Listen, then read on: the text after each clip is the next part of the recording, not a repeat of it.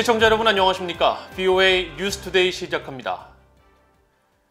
국제 언론 감시 단체인 국경 없는 기자회가 또다시 북한의 언론 자유 수준을 세계 최악이라고 평가했습니다.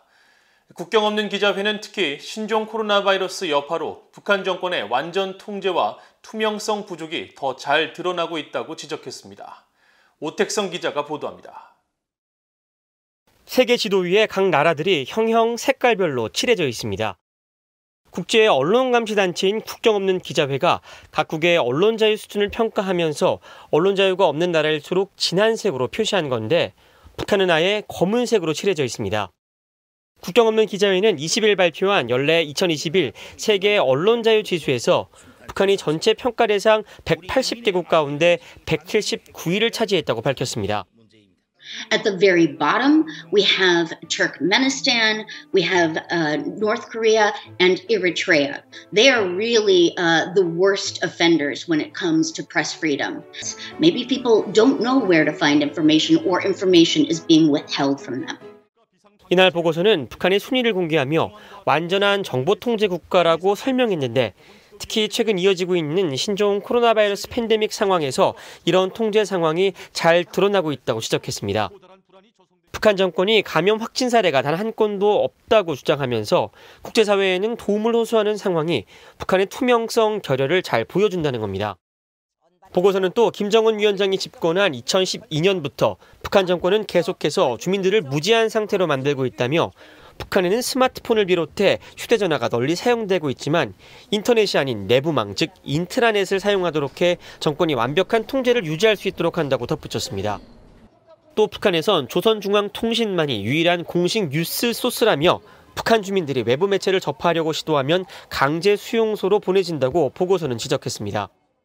북한은 이런 이유 때문에 최근 몇 년 동안 이 단체로부터 투르크메니스탄, 에리트레아와 함께 언론 자유 관련 지옥의 트리오로 불리고 있습니다. 필리핀의 시민 저널리즘 언론 레플러의 창립자 겸 CEO인 마리아 레사는 이날 웨비나에 참석해 사실 전달의 중요성을 강조했습니다. When you do not have facts, you can't have truth. Without truth, you can't have trust. Without any of these, you not only can't have democracy, but it is impossible to solve these existential problems that we're facing globally. 한편 국경 없는 기자회는 언론 자유가 가장 우수한 나라로 지난해에 이어 노르웨이를 1위로 꼽았고 그 뒤를 핀란드와 스웨덴, 덴마크 등 북유럽 국가들이 이었습니다. 또 미국은 44위를 기록했고 한국은 이보다 2단계 위인 42위에 올랐는데 이는 아시아에서 가장 높은 순위입니다. VOA 뉴스 오택성입니다. 미국의 핵 억제 전략을 총괄하는 전략사령관이 중국의 핵무장 가속화가 심각한 상황이라고 경고했습니다. 이에 대응한 미군의 핵 현대화가 늦어질 경우 주한미군 등 영내 주둔 태세에도 악영향을 끼칠 수 있다는 지적입니다. 김동현 기자가 취재했습니다. 찰스 리처드 전략사령관은 20일 상원군사위 청문회에 출석해 중국의 핵무기 고도화 추세가 예상보다 빠르다고 경고했습니다. 앞서 미국 국방부는 지난 9월 사상 처음으로 중국의 핵탄두 보유 추정치를 공개하면서 현재 약 200여 기를 보유하고 있고 10년 뒤에는 2배로 늘어날 것이라고 전망한 바 있습니다. 리처드 사령관은 그러나 중국은 이미 핵무기에 적용할 수 있는 다량의 플루토늄을 확보하는 상태이며 결심만 한다면 미국 당국이 그동안 예측한 핵탄두 추정치보다 훨씬 더 가파른 증가세를 보일 수 있다고 지적했습니다. 공화당의 릭 스콧 의원은 중국의 핵 고도화가 현실화될 경우 유사시 한국과 일본에 주둔하고 있는 미군의 가치가 사실상 무용지물이 되는 게 아니냐며 우려를 나타냈습니다. 이에 대해 리처드 사령관은 영내 주둔군을 뒷받침하기 위한 전략적 억제력이 반드시 뒷받침돼야 한다고 강조했습니다. We would be the first to tell you that those forces are important, but you have to backstop them with a strategic deterrent to dissuade the opponent from attempting to do something like that. 리처드 사령관은 그러면서 이 같은 능력의 상실 여부를 적성국뿐 아니라 동맹국도 계산하고 있다며 향후 미국의 억제력 등 신뢰성에 상당한 훼손을 야기할 것이라고 말했습니다. 리처드 사령관은 또 북한의 무기체계가 향후 미국 본토 방어 역량을 앞지를 가능성이 있는지에 대한 의원의 질문에 현재 적절한 기준에 따라 미사일 방어 정책을 추진하고 있다고 설명했습니다. I think the nation has the right standard and policy when it comes to missile defense relative to rogue threats, with North Korea right now being the defining example of that. 다만 현재 예산 압박에 따른 가용 자원의 한계에도 불구하고 북한과 더욱 역량 격차를 벌려놓을 필요가 있다고 답변했습니다. 리처드 사령관은 이날 제출한 서면 답변에서 북한은 미국과 동맹에 계속 안보 도전으로 남아 있으며 북한의 완전한 비핵화 달성을 위한 국방부와 국무부의 노력을 지지한다고 밝혔습니다. VOA 뉴스 김동현입니다. 미국 행정부의 새로운 대북 정책이 발표될 예정인 가운데 한국계인 메릴린 스트링랜드 등 미국 민주당 하원 의원 12명이 조 바이든 대통령에게 안정적이고 지속 가능한 미북 관계의 길을 촉구하는 서한을 보냈습니다. 스트링랜드 의원은 19일 성명에서 이번 서한은 미국 행정부가 평화를 진전시키고 각국의 외교적 노력을 지지하고 있다는 것을 확실히 하기 위해 한국을 포함한 인도 태평양 지역의 동맹국, 파트너와 함께 협력하기를 촉구하는 목적이 있다고 설명했습니다.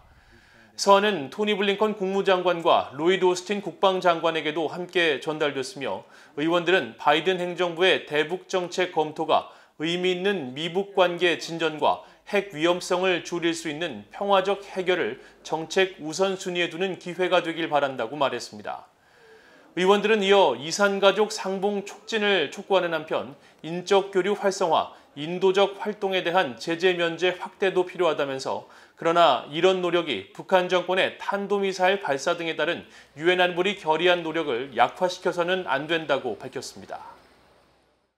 뉴질랜드 외교부와 국방부가 20일 정부 합동 보도자료를 통해 유엔 안보리 대북결의 이행 지원을 위해 공군 소속 P3K2 오리온 해상 초계기를 배치한다고 발표했습니다.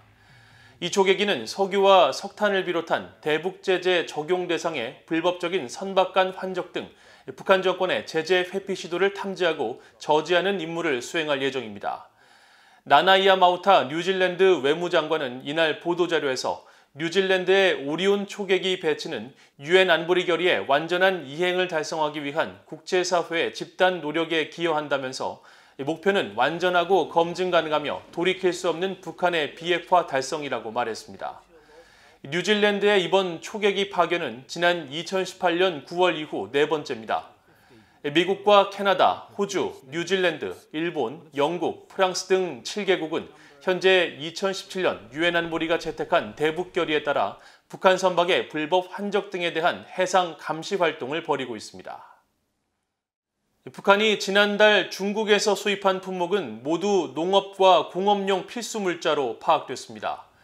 VOA가 중국 해관총서의 북중 무역 세부 자료를 살펴본 결과 북한이 지난 3월에 수입한 품목 중 질소 비료가 14,000톤에 달해 총 504만 달러치로 가장 많았습니다. 그 다음은 광물성 혹은 화학 비료로 분류되는 인산 2암모늄으로 418만 2천 달러를 기록해 비료 관련 제품만 922만 달러에 달했습니다. 이에 따라 북한의 지난달 대중 수입액 1,297만 달러 중 비료는 71%를 차지한 것으로 나타났습니다. 이 밖에 북한이 많이 수입한 품목은 플라스틱판과 신문 용지 등이었으며 설탕과 밀가루 등 소비재 품목은 없었습니다. 북한의 지난달 대중 수입액은 6개월 만에 최고치를 기록했지만 대북 제재 이전인 2016년과 비교하면 5% 수준에 불과하며 신종 코로나 바이러스 여파로 국경 봉쇄가 본격화한 지난해 같은 기간보다 약 600만 달러가 감소한 규모입니다. 북한이 다시 세계 최악의 종교 탄압국 가운데 하나로 지목됐습니다.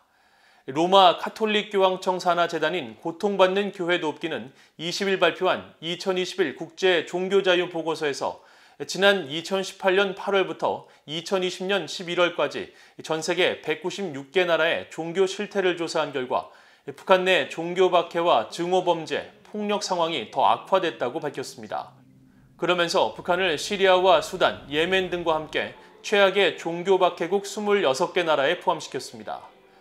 보고서는 중국과 북한을 아시아에서 종교 자유가 없는 최악의 국가로 지목하며 북한은 특히 김정은 우상화에 도전하는 어떤 단체도 용납하지 않을 정도로 종교 말살 정책을 펴고 있다고 지적했습니다. 또 신종 코로나 바이러스 사태로 이미 전 세계에서 가장 고립된 북한에 대한 접근이 더 어려워졌고 이는 종교 자유와 관련해서도 부정적인 영향을 준다며 우려를 나타냈습니다. 이상으로 VOA 뉴스투데이를 모두 마칩니다. 시청해주신 여러분 고맙습니다.